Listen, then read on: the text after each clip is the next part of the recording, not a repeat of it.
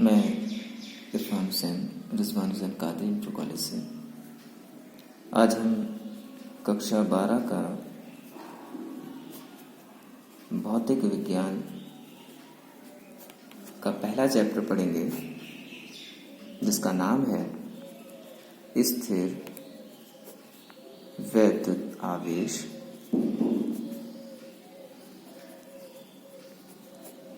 तथा वैद्युत क्षेत्र। वैद्युत क्षेत्र, स्थिर वैद्युत आवेश तथा वैद्युत क्षेत्र में सबसे पहले हम स्टार्ट करते हैं आवेश।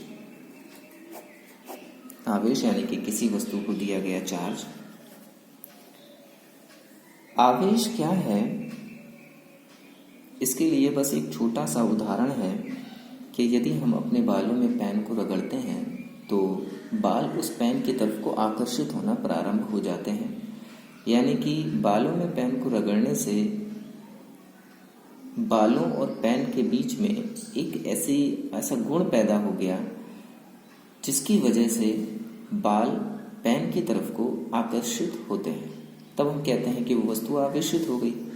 तो इसीलिए आवेश की एक परिभाषा बनती है कि द्रव का वह गुण जिसके कारण वह वैद्युत तथा चुंबकीय प्रभाव उत्पन्न करता है अथवा उनका अनुभव करता है, वैद्युत आवेश कहलाता है।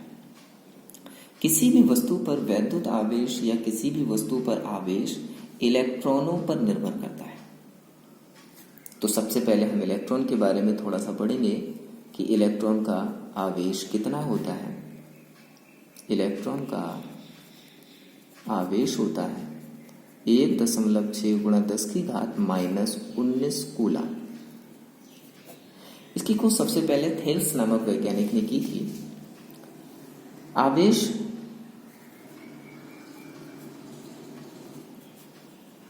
का मात्रक कूलम होता है। इलेक्ट्रॉन का आवेश 1.6 × 10⁻⁻19 कूलम और इलेक्ट्रॉन का द्रव्यमान होता है 9.1 × 10⁻31 किलोग्राम। आवेश दो प्रकार के होते हैं। एक होता है आपका ऋणात्मक आवेश, जो कि आपको पता है, और दूसरा होता है आपका धनात्मक आवेश। इसकी एक प्रॉपर्टी भी है कि एक समान आवेश सदैव एक दूसरे को प्रतिकर्षित करते हैं और विपरीत आवेश एक दूसरे को आकर्षित करते हैं।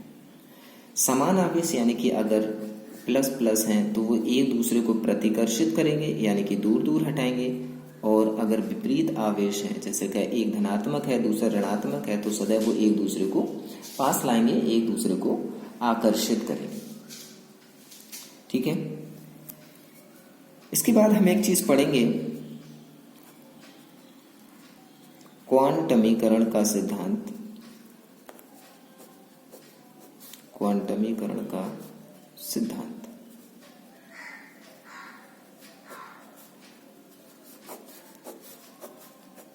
इसमें भी किसी वस्तु को आवेशित करने की प्रक्रिया को समझाया जाता है। जैसे अगर हम मान लेते हैं कि A एक वस्तु है और B दूसरी वस्तु है।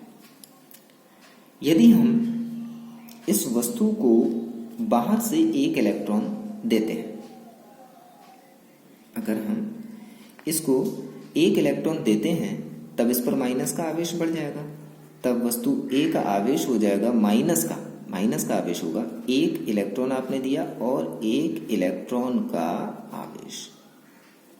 ठीक है। अगर हम इसको 2 इलेक्ट्रॉन देते हैं तो बन जाएगा 2 × 1 इलेक्ट्रॉन का आवेश। अगर हम इसको 3 इलेक्ट्रॉन देते हैं तो बनेगा 3 × 1 इलेक्ट्रॉन का आवेश। तो इस वस्तु A पर आवेश हो जाएगा, ये देखो 1 2 3 डैश डैश डैश डैश, तो ये आगे तक बढ़ाया जा सकता है। तो यहाँ पर हम एक पूर्ण गुणज लगा देते हैं N और E, तो ये बन जाता है Q = Ne, यानी कि इस वस्तु A पर माइनस का आवेश हो गया।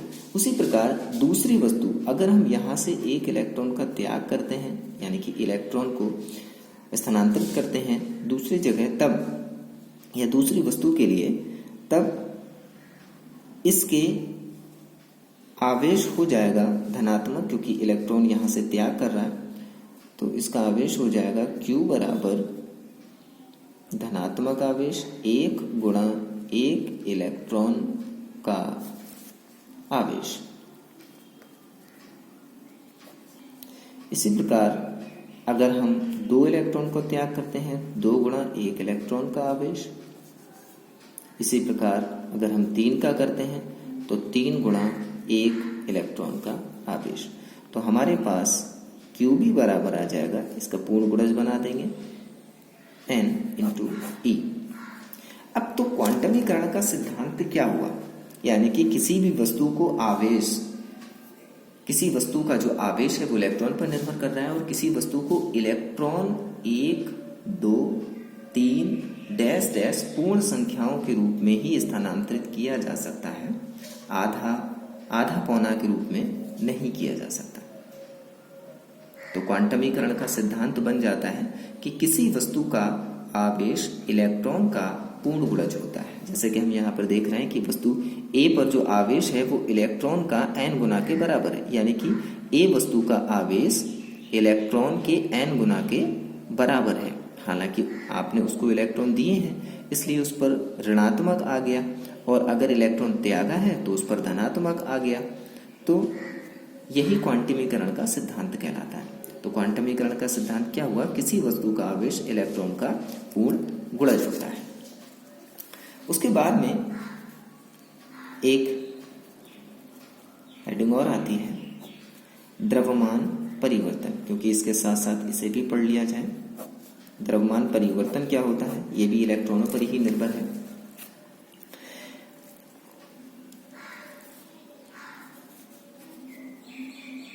किसी भी वस्तु में इलेक्ट्रॉनों और प्रोटॉनों की संख्या समान होती है तब वो उदासीन कहलाती है। उदासीन का अर्थ है कि उसमें इलेक्ट्रॉन की संख्या जितनी है उतनी ही प्रोटॉन की संख्या भी होनी चाहिए। अगर एक वस्तु हम A मानते हैं, एक वस्तु मानते हैं B, इस वस्तु का हम द्रव्यमान मान लेते हैं m1 और इस वस्तु का द्रव्यमान मान लेते हैं m2।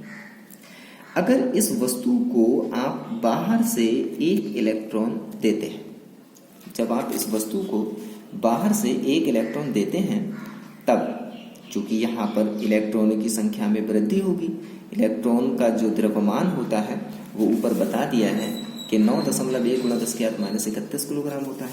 तो चूंकि इलेक्ट्रॉन में वृद्धि हो रही है तो इलेक्ट्रॉन के तो इस वस्तु के द्रव्यमान में वृद्धि होगी, तो इस वस्तु का द्रव्यमान हो जाएगा डेल्टा m1 बराबर 1 गुणा 1 इलेक्ट्रॉन का द्रव्यमान। ठीक है, 1 इलेक्ट्रॉन का द्रव्यमान। अगर आप इसको 2 इलेक्ट्रॉन दे देते हो तो 2 गुणा 1 इलेक्ट्रॉन का द्रव्यमान। अगर आप इसे 3 इलेक्ट्रॉन दे देते हो तो 3 गुणा 1 इलेक्ट्रॉन का द्रव्यमान। तो डेल्टा m1 बराबर हो जाएगा, इसे आप पूर्ण गुणज बना लीजिए और यहाँ पर लिख दीजिए मास ऑफ इलेक्ट्रॉन, जिसे m से प्रदर्शित कर सकते हैं। तो डेल्टा m1 बराबर n इंटू m। तो जैसे ही आपने इस वस्तु को 1, 2, 3 डैश डैश इलेक्ट्रॉन दिए हैं तो उसके द्रव्यमान में क्या होगी, वृद्धि। लेकिन वहीं पर अगर दूसरी तरफ हम बात करें कि अगर B वस्तु से इलेक्ट्रॉन का त्याग करते हैं, यानी कि B वस्तु से इलेक्ट्रॉन को निकालते हैं, इलेक्ट्रॉन की हानि करते हैं, तब उसके द्रव्यमान में कमी आ जाएगी, क्योंकि वहां पर उपस्थित इलेक्ट्रॉन कम हो जाएगा, जिसके कारण इलेक्ट्रॉनों की संख्या में कमी होगी, तो जाहिर है कि उसके द्रव्यमान में कमी आ जाएगी। तो इसी प्रकार डेल्टा m2 बराबर हो जाएगा, 1 इलेक्ट्रॉन देते हैं तो 1, 2 देते हैं 2, इसी प्रकार सेम प्रोसेस। तो यहाँ पर भी इसका पूर्ण गुणज आ जाएगा n, यानी कि 1, 2, 3, 4 जितने चाहें इलेक्ट्रॉन आप उसमें से निकाल सकते हैं, तब उसके द्रव्यमान में कमी होती चली जाएगी। तो ये बन जाता है डेल्टा m2 बराबर n इंटू me द्रव्यमान में कमी। तो A वस्तु के द्रव्यमान में वृद्धि हुई क्योंकि वहां आपने इलेक्ट्रॉनों को दिया है उसको, और B वस्तु के द्रव्यमान में कमी हुई क्योंकि वहां से इलेक्ट्रॉनों को आपने निकाला है।